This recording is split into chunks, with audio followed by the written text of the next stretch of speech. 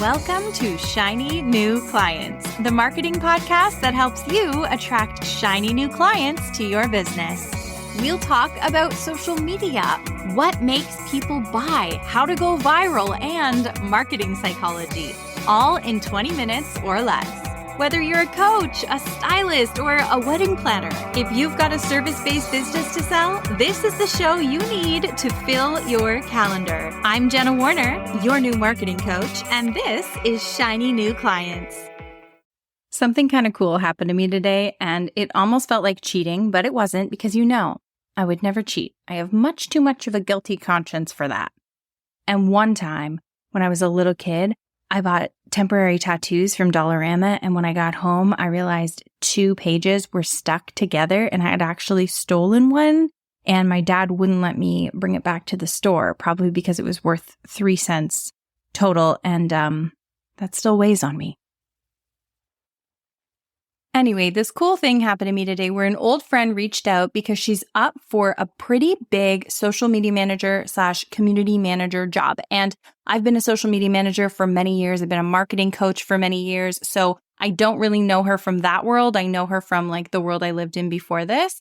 And so she was freaking out about this project that they had sent over. You know, when you're in the application process for a job and they send you like a project to do? Well, the project they had sent her was all about analytics and insights. And so suddenly she's got all these graphs and charts and numbers in front of her, and she's like kind of freaking out about it. So she hadn't called me yet. She called her boyfriend and she was like, I don't know what to do. And he said, well, why don't you call that social media girl?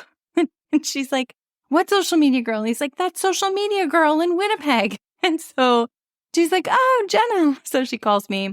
And my fiance said that that's what I should have named this podcast, is That Social Media Girl. Anyway, let's get into it. She was totally capable of figuring this stuff out, but I think she just got a little bit overwhelmed. So she came to me and she was like, Jenna, can you please help? And I was like, yes, I got you. Let me simplify what we're looking at here. Everybody wants to know if what they're posting is right? Is this right? Is this what I'm supposed to be doing? Is this working? These are the types of questions that I get asked all the time. So the question that this pretty mega organization had asked her was, it showed her the insights from 3 different posts, and it said, were these posts successful? Why or why not? Listed beside each post was the reach, which means how many humans the post reached. The number of impressions. So that's usually a number that's bigger than reach because it's how many times those people saw the post. So if the reach is 1 and the impressions is 2, that means 1 person saw the post twice. So that's why impressions is a bigger number. It also had the engagement rating, but it just said ER, which stressed her out at first because she was like, wait, what is that? But engagement rating just means like percentage of people that interacted with the post based on how many people follow you. So they just turn that into a percentage. I think an average engagement rating is like, it's much lower than you think it would be. It's like 1 to 3% or something. Here, I just looked it up for you so that I wouldn't be lying. One study said 4.7. Another study said 1.2% or 4.5%. So anyway, under 5% is a pretty standard engagement rating. If you can get it up from there, awesome. Sometimes if you have a very small following, like say you only have 100 followers, but you know like every single one of those followers, it's much more likely that you could have a huge engagement rating. Like you could have a 50% engagement rating at that point. And then as you grow and as more strangers, more bots, more people who are less involved with your life start following you, then the engagement rating drops. Anyway, out of these 3 posts that were put in front of my friend, one of them had massive numbers.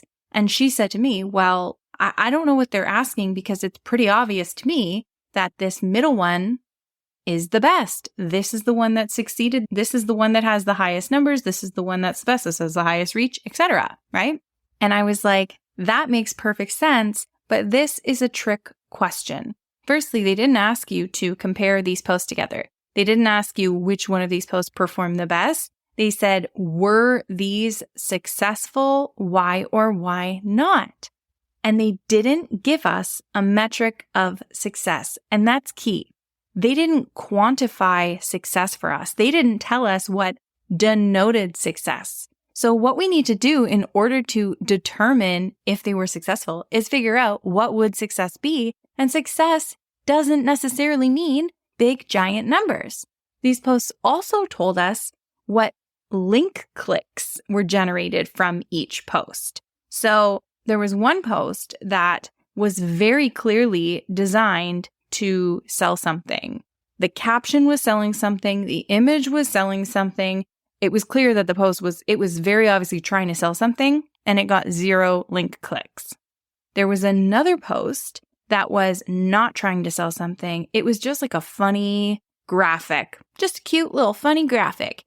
And it also got 0 link clicks, but it got like 300 shares. So now, were those posts successful?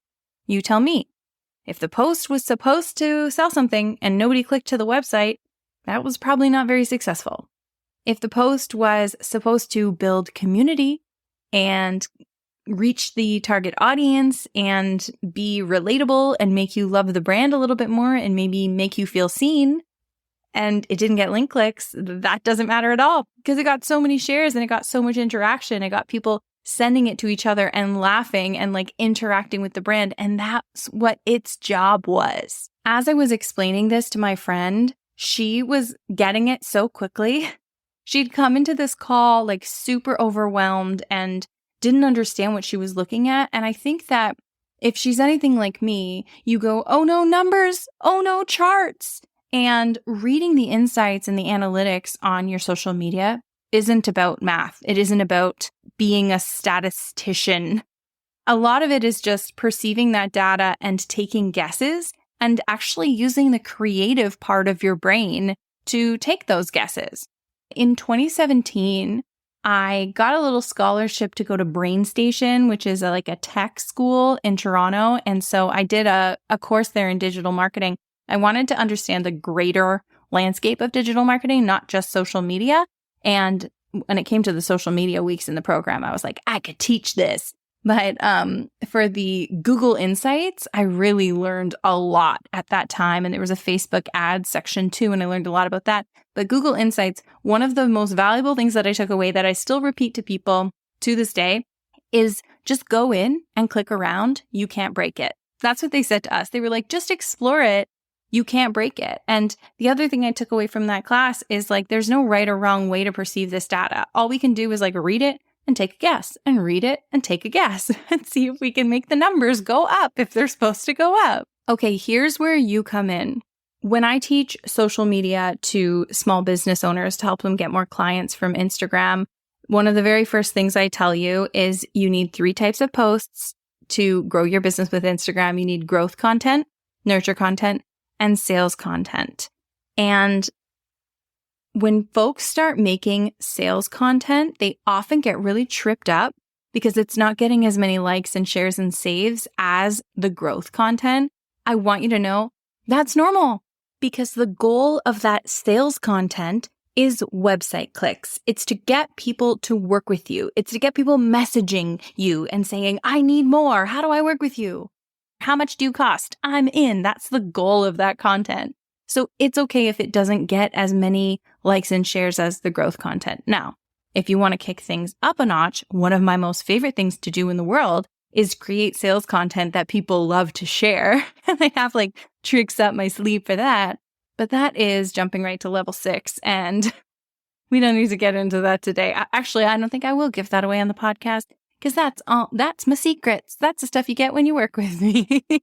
Let me know if this resonates. Sometimes when those sales posts don't get a lot of clicks and don't get maybe likes or comments or whatever, even if they generate website traffic, even if you made money off of them, there can also be this second tier of thinking, oh no, what if somebody else sees that my post didn't do well? What if Patricia from grade 11 sees that I put a sales post up there and it didn't perform well? Okay, one, just like being realistic about it. If it didn't perform well, Patricia didn't see it anyway. Because the more traction a post gets, the more people it's shown to. So if it wasn't your growth content and wasn't getting a ton of likes, it probably never showed up in front of her anyway. If it did show up in front of her, it's because she sneaky stalks you and she secretly watches your stories and she's actually obsessed with you because she wants to be like you because you stole her boyfriend in grade 12. But also, there are settings in Instagram where you can hide your like count. So if that is something that is keeping you from posting sales content because you're worried it won't perform well, or if you are the type of person who puts a post up and then panics and deletes it because it didn't perform well immediately, I know you're out there. Don't feel bad. You're not alone. People confess that to me all the time. But there are settings you can turn on so that nobody can see any of your likes. So it just stays like completely private. And if that helps you mentally to like put more content out there, then great. Go ahead and do that. By the end of this call with my friend, she said, okay, it's been 29 minutes. We said that it would be a half an hour call. And I feel super confident and I'm going to let you go. And I was like, okay. And I tried to like slow it down because I didn't want her to feel like she had to run. And I'm like, just message me on Instagram if you have any questions. And she's like, no, I won't because I'm so confident now. This has been so helpful. So as soon as I heard that, I'm like, all right, got to tell you, got to run to my computer and tell you. And I hope you found this helpful too. And I know that I kind of lied in the title of this episode. But the point is, there is no one perfect, amazing, right thing to be posting. And if you take nothing else away from this episode today, please remember that different posts have different missions and they don't all need to go viral. They're all allowed to perform differently because they all have different metrics of success.